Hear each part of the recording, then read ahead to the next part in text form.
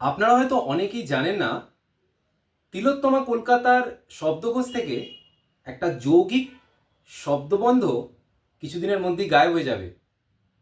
শব্দটা হলো ফুটপাত।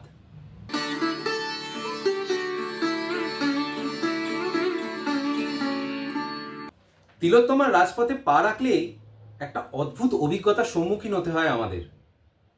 মানে যেখানে মানুষের হাঁটার কথা, সেখানে কোথাও ফুটন্ত গরম তেলের কড়াই, তো কোথাও রীতিমতো ঘর সংসার পেতে মানুষজন বসবাস করছেন। আবার আবার কোথাও হয়তো ফুটপাত বলে জামা কাপড়ের পসার বসিয়ে বসে আছে লোকজন। ফুটপাত আজ আর পথচারীদের নেই। ফুটপাত এখন হকার এবং বাস্তুহীনদের দখলে। গড়িয়াহাট, হাতিবাগান, ধর্মতলা, শিয়ালদা বা সেক্টর 5, এই সমস্ত জায়গায় ফুটপাত খুঁজে পাওয়াই দুষ্কর। বহু জায়গায় ফুটপাতের ওপর রীতিমতো সংসার পেতে চলছে গৃহহীন মানুষজনের বসবাস। সেখানে চলছে রান্না, বাসনপত্র ধোয়া, ইভেন রাত্রিবাস। রাস্তার সিংহভাগ জায়গা জুড়ে স্থায়ী অস্থায়ী সব ধরনের দোকান। অনেক ক্ষেত্রে যেটা হচ্ছে যে মূল যে দোকান তার সামনের ফুটপাতটা দখল করে বাড়ানো হচ্ছে ব্যবসার পরিধি। আর ফুটপাতে যতটুকু ফাঁকা অংশ আছে সেখানে বাইক, সাইকেল এ সমস্ত পার্কিং করে পথটাকে আরও সংকীর্ণ করে দেওয়া হচ্ছে। ফুটপাত বেদখল হওয়ার খেসারত দিতে হচ্ছে কিন্তু আপনার আমার মতো সাধারণ নাগরিকদের। যেমন ধরুন, রাস্তা দিয়ে হাঁটার ঝুঁকি নিতে হচ্ছে আমাদের। ফুটপাত না থাকায় বাধ্য হয়ে সাধারণ মানুষকে মূল রাস্তা দিয়ে হাঁটতে হচ্ছে। এর ফলে দ্রুতগামী যানবাহনের সামনে পড়ে দুর্ঘটনার আশঙ্কা কয়েক গুণ বেড়ে গেছে। বিশেষ করে শিশু ও বয়স্কদের জন্য এটা তো মারাত্মক বিপজ্জনক। পথচারীরা রাস্তায় নেমে আসার জন্য যানবাহনের গতিও কিন্তু স্লথ হয়ে যাচ্ছে, যার ফলে অফিস টাইমে শহর জুড়ে তীব্র যানজটের সৃষ্টি হয়। ফুটপাতে রান্নাবান্না ও বসবাস করার ফলে যত্রতত্র আবর্জনা ছড়াচ্ছে। ড্রেনগুলোতে প্লাস্টিক যাচ্ছে, যার ফলে সামান্য বৃষ্টিতেই জলমগ্ন হয়ে যাচ্ছে সমস্ত রাস্তাঘাট। প্লাস্টিকের ছাউনি দিয়ে ঘেরা এই দোকান ও অস্থায়ী আস্তানাগুলোর চরম অগ্নিসংকটের কারণ হতে পারে। ইতিপূর্বে কলকাতার একাধিক মার্কেটে এই ধরনের বিধ্বংসী আগুন লাগার নজির কিন্তু আছে। মাঝে মাঝেই পুরসভা ও পুলিশের পক্ষ থেকে উচ্ছেদ অভিযান চালানো কিন্তু হয়, কিন্তু তার স্থায়িত্ব নিয়ে একটা প্রশ্ন থেকে যায়। আসলে এই উচ্ছেদ অভিযান তার সঙ্গে সঙ্গে যুক্ত কিন্তু তাদের পুনর্বাসন।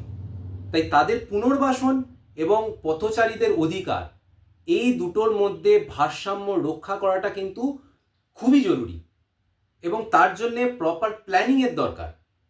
আপনাদেরকে আরও সুস্পষ্টভাবে বলতে গেলে কিছু কিছু জায়গার উদাহরণ আপনাদের সামনে তুলে ধরছি। ধর্মতলা। ধর্মতলা হলো কলকাতার প্রাণকেন্দ্র, কিন্তু এখানকার ফুটপাত এখন পথচারীদের কাছে দুঃস্বপ্ন। সেই কার্জন পার্কের ধার থেকে শুরু করে গ্র্যান্ড হোটেলের তলা পর্যন্ত ফুটপাতের অস্তিত্ব কার্যত বিলীন। জামা কাপড়ের দোকান, জুতোর দোকান, খাবারের দোকান, মানে এই ভিড়ে 2 ফুট জায়গাও খালি নেই। শিয়ালদা ও হাওড়াগামী যাত্রীদের এই ভিড়ের মধ্যেই ফুটপাত ছেড়ে রাস্তায় নেমে আসতে হয়, আর তখন ধর্মতলা চত্বর একদম যান চলাচল স্তব্ধ হয়ে যায়। বাসে উঠতে নামতে যাত্রীদের প্রতিনিয়ত বিপদে পড়তে হচ্ছে। Park street. পার্ক স্ট্রিট আমরা সবাই জানি অভিজাত এবং বিনোদনমূলক রাস্তা হিসাবে পার্ক স্ট্রিটকেই আমরা চিনি। নামি দামি রেস্তোরাঁ, শোরুম, কিন্তু ঠিক তার সামনেই ফুটপাত দখল করে গড়ে উঠেছে হাজার হাজার খাবারের স্টল, বইয়ের দোকান। বিশেষ করে বিকেলের পর অফিসের ভিড় এবং পর্যটকদের চাপে ফুটপাত দিয়ে হাঁটা তো রীতিমতো অসম্ভব। এখন ফুটপাতগুলোতে রান্নার কাজ চলায় পথচারীদের আগুনের পাশ দিয়ে বা গরম তেলের কড়াইয়ের খুব কাছ দিয়ে ঝুঁকি নিয়ে এই রাস্তা দিয়ে যাতায়াত করতে হয় এবং যত্রতত্র নোংরা ফেলার ফলে এখানকার আভিজাত্য পরিচ্ছন্নতা একদম নষ্ট হয়ে গেছে। আমরা সবাই জানি সেক্টর 5কে খুবই পরিকল্পিত উপগ্রহ নগরী হিসাবে গড়ে তোলার চেষ্টা হয়েছিল, কিন্তু সেখানকার পরিস্থিতি তো আরও উদ্বেগজনক। অফিস পাড়া হওয়ায় এখানে মূলত খাবারের দোকান বা যেটাকে আমরা ভাতের হোটেল বলি সেটারই দাপট সব থেকে বেশি। কিন্তু বড় বড় আইটি পার্কগুলোর সামনে ফুটপাত দখল করে এবং সেখান থেকে রাস্তায় বেরিয়ে এসে বেঞ্চ ও টেবিল পেতে অস্থায়ী আস্তানা তৈরি করা হয়েছে, যার ফলে হাজার হাজার আইটি কর্মী দুপুরের খাবার খেতে বা ছুটির সময় যখন রাস্তায় বের হন তখন ফুটপাত না পেয়ে মূল রাস্তা দিয়ে তাদের যাতায়াত করতে হয়। ফলে অফিস টাইমে ইলেকট্রনিক্স কমপ্লেক্স চত্বরে তীব্র যানজটের সৃষ্টি হয় এবং প্রচুর অ্যাক্সিডেন্ট হয়। এছাড়া অনেক জায়গায় ড্রেনের মুখ আটকে দোকান হওয়ায় নিকাশি ব্যবস্থাও কিন্তু মারাত্মক রকমভাবে ক্ষতিগ্রস্ত হয়েছে। স্ট্রিট ভেন্ডার্স অ্যাক্ট 2014 এটা একটা কেন্দ্রীয় যোজনা, যার মধ্যে হকারদের বা রাস্তার যারা বিক্রেতা তাদের অধিকারের সুরক্ষা প্লাস পথচারীদের সুরক্ষা মানে ফুটপাত রক্ষা, এই দুটোর মধ্যে ভারসাম্য রেখে একটা অ্যাক্ট তৈরি করা হয়েছিল। একটু বিশদে বললে আপনারা হয়তো বিষয়টা অনেক সহজভাবে বুঝতে পারবেন। এই আইনের মূলত তিনটি স্তম্ভ: এক, সুরক্ষা; দুই, পুনর্বাসন; তিন, নিয়ন্ত্রণ। আর একটু বিশদে আপনাদেরকে বুঝিয়ে বলছি। টিভিসি মানে টাউন ভেন্ডিং কমিটি, এই আইনের সবচেয়ে গুরুত্বপূর্ণ অংশ হলো প্রতিটা পৌরসভায় একটি করে কমিটি গঠন। এই কমিটিতে থাকবেন একজন সরকারি প্রতিনিধি, পুলিশ, এনজিও এবং অন্তত 40% সদস্য হকারদের মধ্যে থেকে থাকবেন। এই কমিটি ঠিক করবে শহরের কোথায় দোকান বসবে আর কোথায় দোকান বসবে না। এছাড়াও প্রতি 5 বছর অন্তর হকারদের একটি পূর্ণাঙ্গ সমীক্ষা করতে হবে। সমীক্ষার পর হকারদের একটি লাইসেন্স দেওয়া হবে। যতক্ষণ না এই সমীক্ষা শেষ হচ্ছে এবং লাইসেন্স দেওয়া হচ্ছে ততক্ষণ কোনো হকারকে জোরপূর্বক উচ্ছেদ করা যাবে না। ভেন্ডিং জোনের বিভাজন মানে শহরকে 3টে ভাগে ভাগ করা হবে। ভেন্ডিং জোন, যেখানে নিয়ম মেনে দোকান চালানো যাবে; রেস্ট্রিক্টেড ভেন্ডিং জোন, যেখানে নির্দিষ্ট সময়ে বা নির্দিষ্ট সংখ্যক দোকানই বসবে; এবং নো ভেন্ডিং জোন, যেখানে কোনোভাবেই দোকান বসানো যাবে না, যেমন ধরুন হাসপাতালের মোড় বা খুব ব্যস্ত কোনো জায়গা, সেই সমস্ত জায়গায়। এছাড়াও হকারদের যদি উচ্ছেদ করতে হয় তাহলে কমসে কম 30 দিনের নোটিশ দিতে হবে।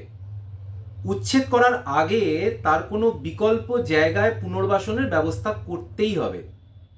যদি কোনো হকার কোনো রকমভাবে আইন অমান্য করে তবে তার মালপত্র বাজেয়াপ্তও করা যেতে পারে এবং তাকে জরিমানাও করা যেতে পারে। এই আইনটা শুধু অধিকার দেয় না, কিছু দায়বদ্ধতাও চাপিয়ে দেয়। ফুটপাতে চলাচলের জায়গা ছাড়তে হবে হকারদের, এলাকা পরিষ্কার রাখতে হবে এবং সমস্ত রকম নোংরা যাতে এক জায়গায় প্রপারলি সেটাকে ডাম্প করা যায় তার ব্যবস্থাও তাদেরকেই করতে হবে।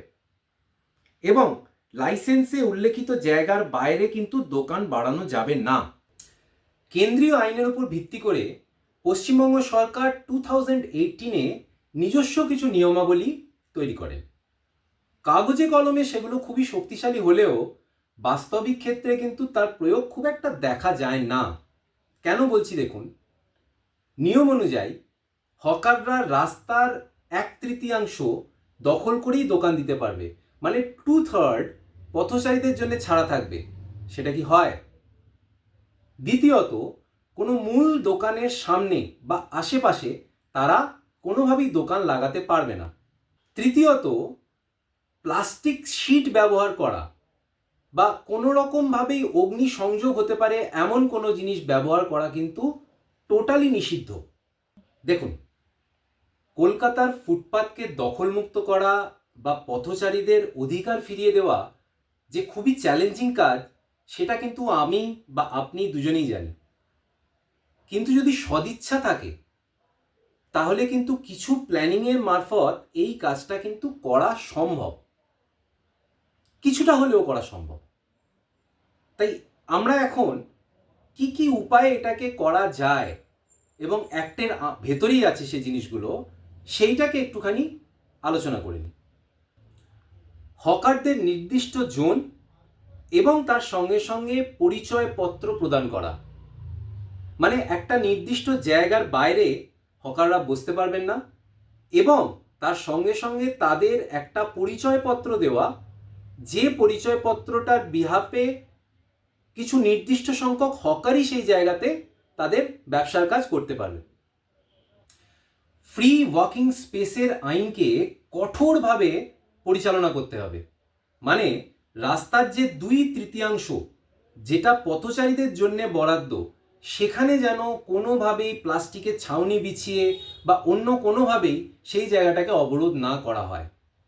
তার সঙ্গে সঙ্গে প্লাস্টিকের ছাউনি বা অন্যান্য যে সমস্ত দাহ্য বস্তু আছে সেগুলোর ব্যবহার সম্পূর্ণভাবে নিষিদ্ধ করতে হবে, এবং ফুটপাতের জায়গা দখল করে বসবাস করা সেটাকেও সম্পূর্ণভাবে বন্ধ করতে হবে, এবং তাদেরকে সেই জায়গা থেকে পুনর্বাসনের ব্যবস্থা করে দিতে হবে।